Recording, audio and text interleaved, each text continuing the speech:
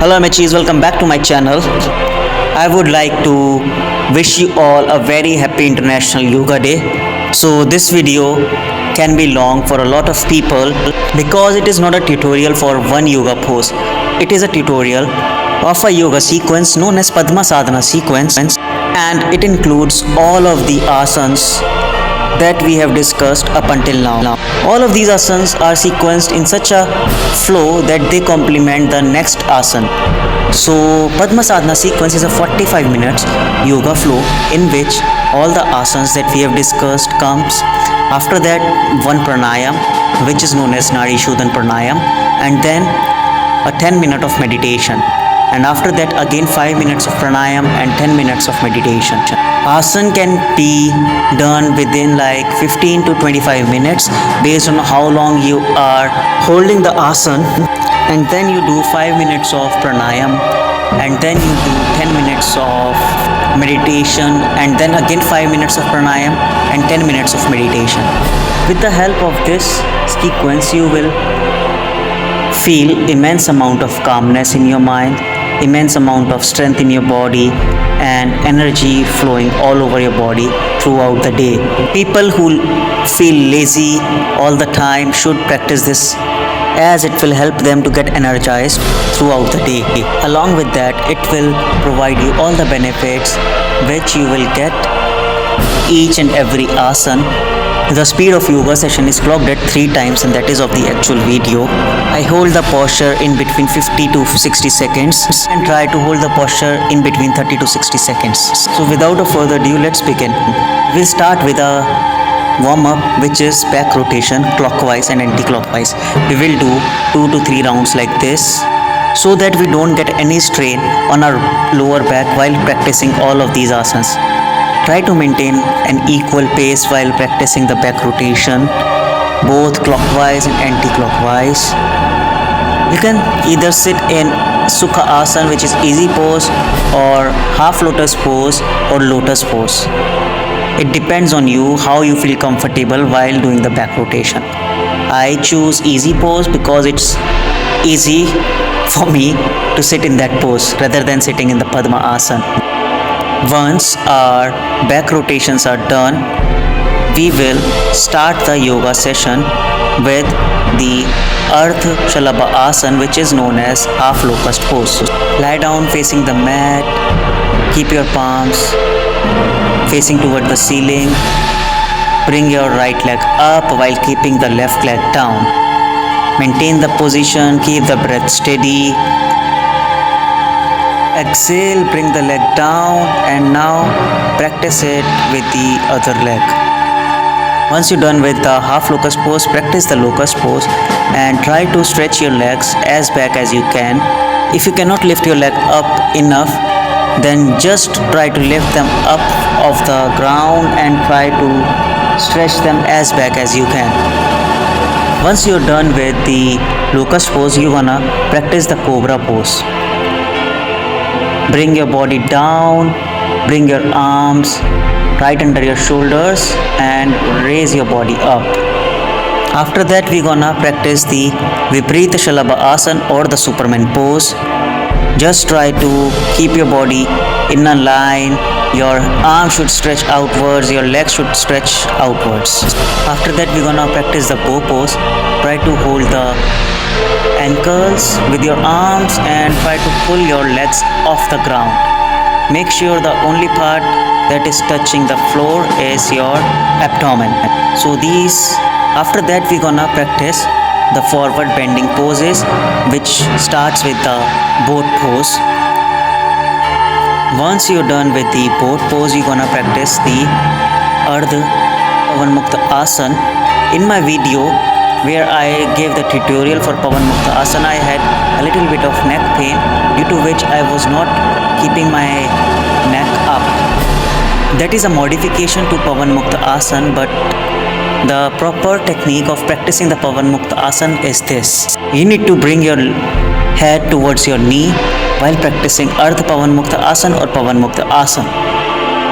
Once you're done with the Ardha Pavan Mukta Asana, bring both the legs towards your chest. Try to touch your head on the knees and compress your abdomen from up and down both the sides. After the Pavan Mukta Asana, we're gonna practice the shoulder stand, which is known as Sarvangana Asana. Your shoulder should be stretched outwards, facing the ceiling. Hold the position as long as you can, and once you're done with the Sarvangana Asana, you're gonna practice Supta Matsyendra Asana, which is also known as inclined spinal twist. Try to keep your knee on the ground, or if you cannot do that, just use your hands to push them down on the floor. Always look at the other side and then repeat it with the other leg. Try to look towards your shoulder rather than looking towards your hand. Keep the breath slow, deep and steady, and try to relax your body as much as you can in this pose. And once you're done with this pose, we're gonna practice the Ardha Matsyendra Asana. Try to gaze in line with your shoulder rather than gazing towards your arm. Hold your ankle with opposite arm. You can either bring it in front or just hold it at the back and try to push it towards the side, and then practice it with the other leg. If you cannot touch your ankle, you should keep the hand on your other shoulder or on your chest. I will try to make a video for each and every asana regarding their modifications. So in case you cannot do something, you can modify your practice with those modifications. And as you get into the practice, you can do the regular asana. Once you are done with the Ardha Matsyendra Asana, we'll practice Ardha Padma Asana.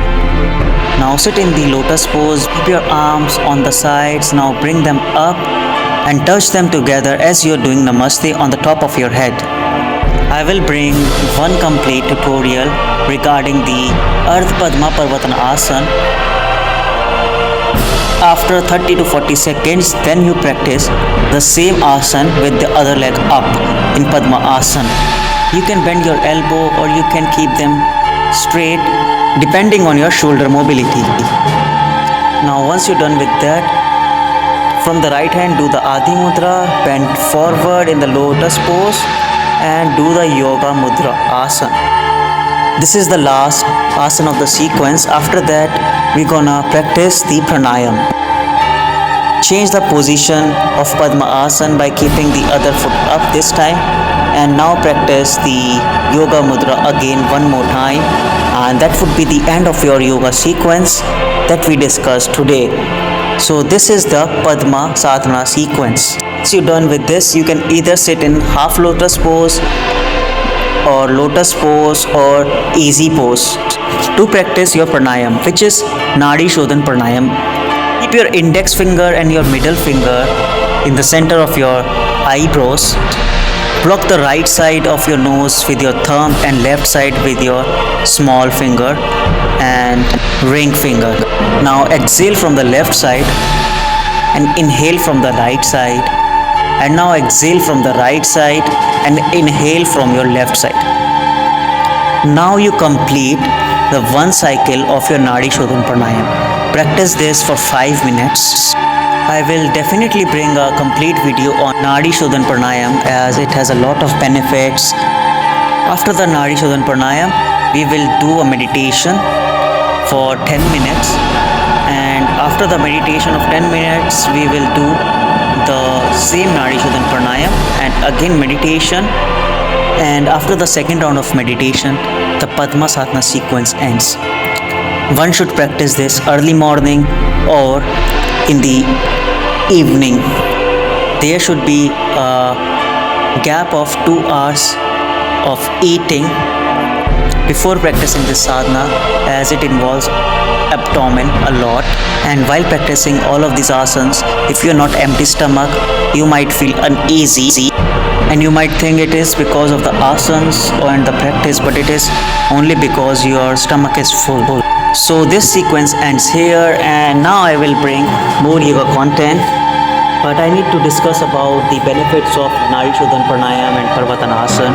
I will try to include both of them in one video, which would be my next video, so make sure you watch my next video. So that is all for today, amateurs. I hope you people enjoyed this video. Thank you for staying with me this long. I really appreciate it. I will see you guys in next video. Until then, thank you and namaste.